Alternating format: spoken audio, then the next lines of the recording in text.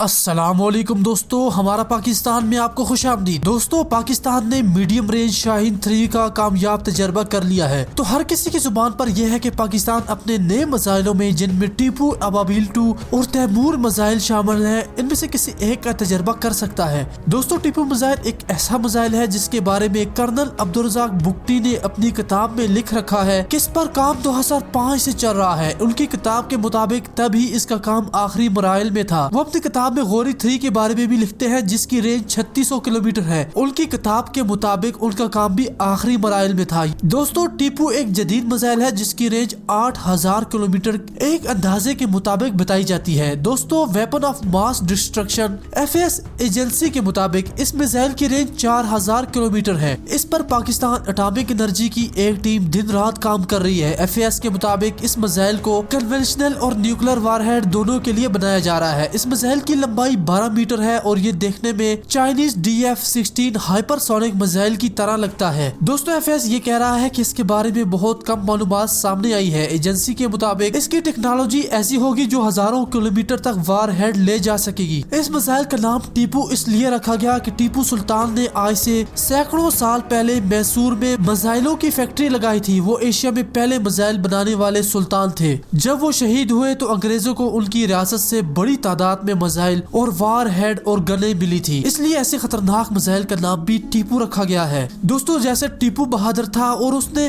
انگریزوں میں تباہی مچا دی تھی، ایسا کام ہی ٹیپو میزائل بھی کرنے والا ہے۔ اپنی رائے ضرور دیجیے گا۔ اللہ حافظ۔